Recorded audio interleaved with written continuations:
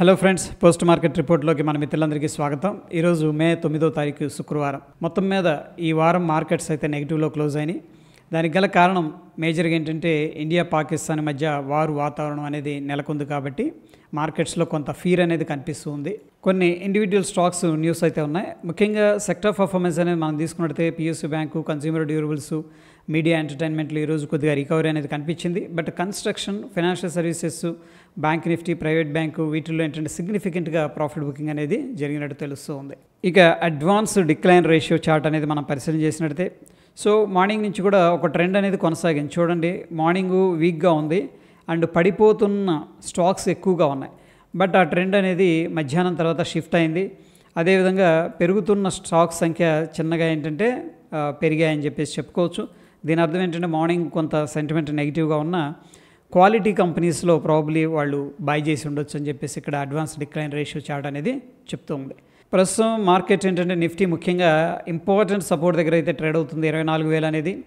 అయితే సెకండ్ హాఫ్లో cell of అనేది జరిగింది నిన్న.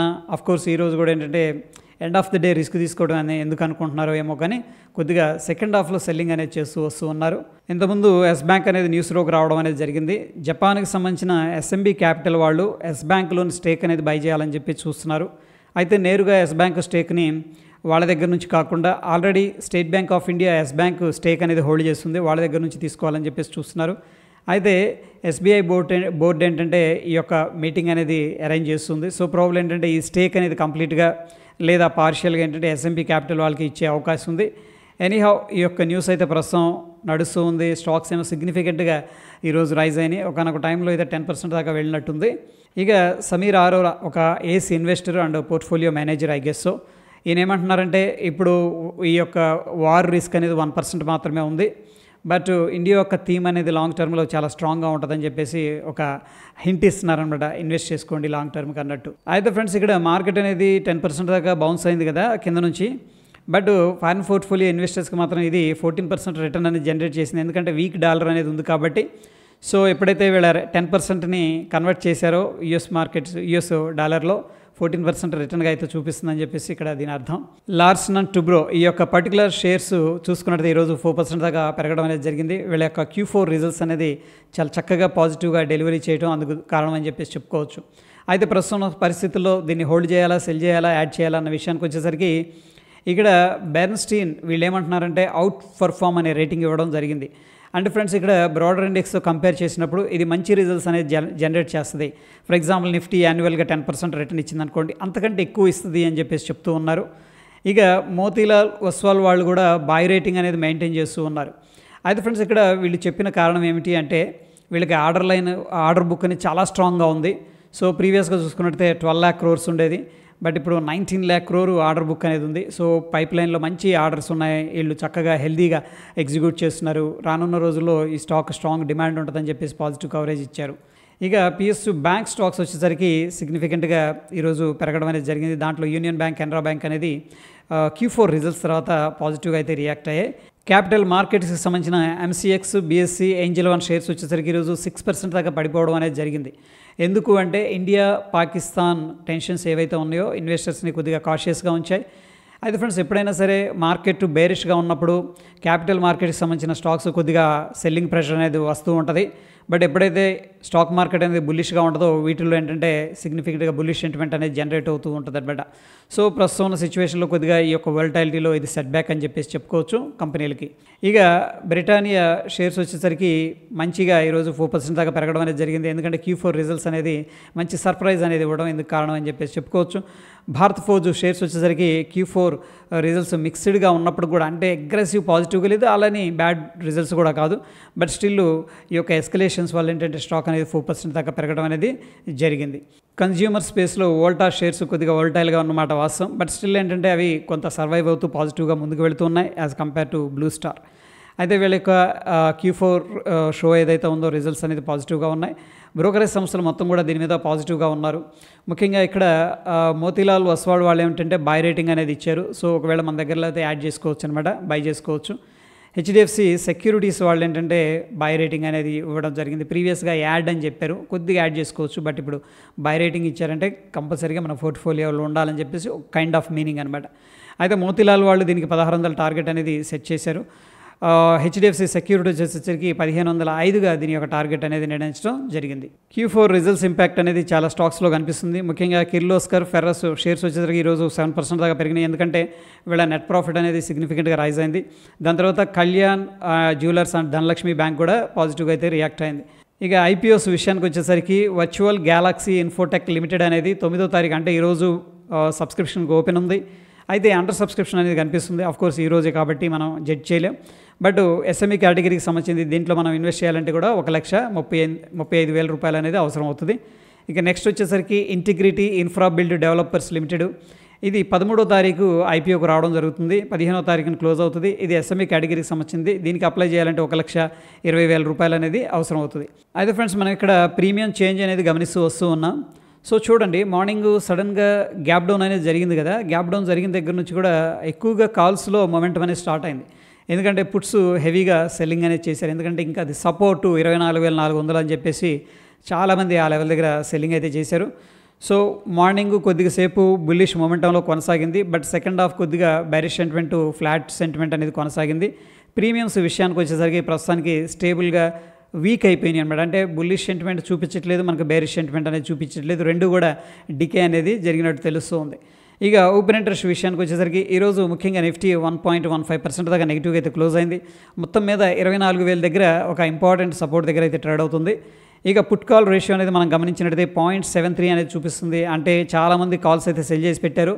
దీని అర్థం ఏంటంటే మార్కెట్ ఇమీడియట్గా బౌన్స్ అవ్వదు అనే ఒక ఎక్స్పెక్టేషన్ అయితే ఉందని చెప్పేసి అర్థం చేసుకోవచ్చు. ఇక బ్యాంక్ నిఫ్టీలో పుట్ కాల్ రేషియో అనేది మనం పరిశీలన చేసినట్టయితే 0.74 అనేది చూపిస్తుంది. ఒకటి కంటే తక్కువగా ఉంది కాబట్టి మనకి బ్యాంక్ నిఫ్టీలో కూడా కొద్దిగా బేరిష్ సెంటిమెంట్ అనేది కనిపిస్తుంది. సెన్సెక్స్ విషయానికి వచ్చేసరికి పుట్ కాల్ రేషియో అనేది 0.89 చూపిస్తుంది. ఒకటి కంటే తక్కువగా ఉంది కాబట్టి స్టిల్ ఏంటంటే చాలామంది కాల్స్ అయితే సెల్ చేశారు, బేరిష్ సెంటిమెంట్ అనేది స్లైట్గా కనిపిస్తుంది. ఇక ఇండియా విక్స్ అనేది అగైన్ ఈరోజు మనం చూసుకున్నట్టయితే అరౌండ్ 3% దాకా రైజ్ అవడం అనేది జరిగింది. ఇండియన్ మార్కెట్స్లో కొద్దిగా వోల్టాలిటీ ఉందని చెప్పేసి అర్థం చేసుకోవచ్చు. ఇక Dow Jones industrial average futures అనేది స్లోగా ఏంటంటే పాజిటివ్గా పైకి రావడానికి అయితే ట్రై చేస్తుంది. మనం చూస్తున్న సమయానికి 43 పాయింట్లు అయితే పాజిటివ్గా ఉంది. ఇక డాలర్ ఇండెక్స్ ప్రస్తుతానికి కొద్దిగా side ways to bullish activity అనేది కనపడుతుంది బిగ్గర్ పిక్చర్లో. ఇక నిఫ్టీ అనేది మనం చూసుకున్నట్టయితే సో చూడండి, ప్రీవియస్గా మనం మెన్షన్ చేసుకున్నాం ఇది ఒక గ్యాప్, ఒక ఇంపార్టెంట్ సపోర్ట్ అని చెప్పేసి. ఈరోజు మార్కెట్ ఏమైందంటే ఆ గ్యాప్లో ఓపెన్ అయింది. అఫ్కోర్స్ 24,000 అనేది రౌండ్ నెంబర్ కూడా ఉంది. అక్కడ నుంచి కూడా ముందు రికవర్ చేసేసారు.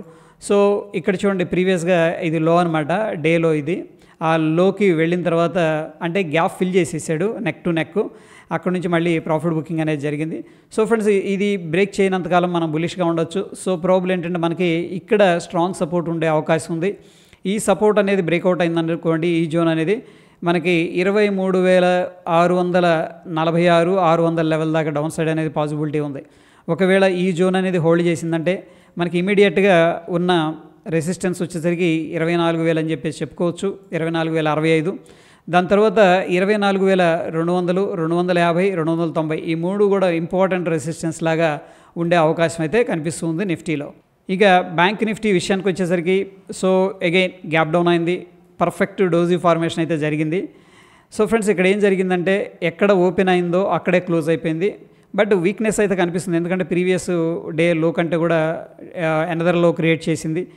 అయితే ఇక్కడ మనం ఏం అబ్జర్వ్ చేయాలంటే మార్కెట్ ఇక్కడ నుంచి కూడా కొద్దిగా బౌన్స్ అయిందంటే ఇమీడియట్గా 53,888 అనేది మనకి రెసిస్టెన్స్ లెవెల్ అయితే కనిపిస్తుంది. సో మీరు లోవర్ టైం ఫ్రేమ్కి వెళ్ళి చెక్ చేయండి, దాన్ని పర్ఫెక్ట్గా రెస్పెక్ట్ చేసింది. ఆ లెవెల్ అనేది క్రాస్ ఓవర్ జరిగిందంటే 180 దాకా వెళ్ళొచ్చు, అక్కడ నుంచి 582 దాకా బౌన్స్ అవ్వడానికి అయితే పాసిబిలిటీస్ ఉన్నాయి. ఒకవేళ ఇక్కడ మార్కెట్ అనేది స్టేబుల్ అవ్వలేదనుకోండి, దెన్ ఏంటంటే 53,160, దాని తర్వాత 52,760 దాకా డౌన్ సైడ్ అనేది రావడానికి అయితే పాసిబిలిటీస్ కనిపిస్తూ ఉన్నాయి.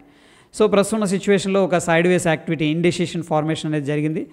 ఇక సెన్సెక్స్ విషయానికి వచ్చేసరికి సో ట్రికీ సిచ్యువేషన్ అగైన్, ఇదంతా కూడా జోన్ అనమాట, ఒక బయింగ్ జోన్. ఇది నేనైతే డ్రా చేయలేదు, ఎందుకంటే ప్రీవియస్గా ఇక్కడ మార్కెట్ అనేది బౌన్స్ అయింది కాబట్టి ఇది ఒక సపోర్ట్ జోన్ లాగా ఉండే అవకాశం ఉంది.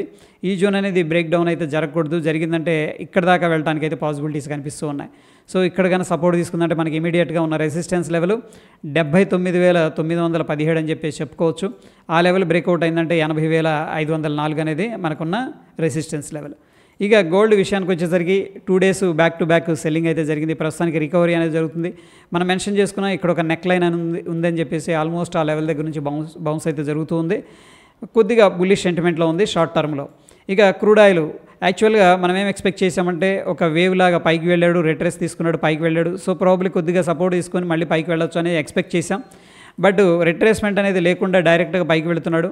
ఇమీడియట్గా మనకి ఇక్కడ ఏదైతే ప్రీవియస్ సపోర్ట్ ఉందో ఆ సపోర్ట్ అనేది రెసిస్టెన్స్ లాగా ఉండే అవకాశం అయితే కనిపిస్తూ ఉంది. సో మొత్తం మీద మనం అబ్జర్వ్ చేసినట్టయితే మార్కెట్లో కొద్దిగా ఫీర్ అయితే ఉంది.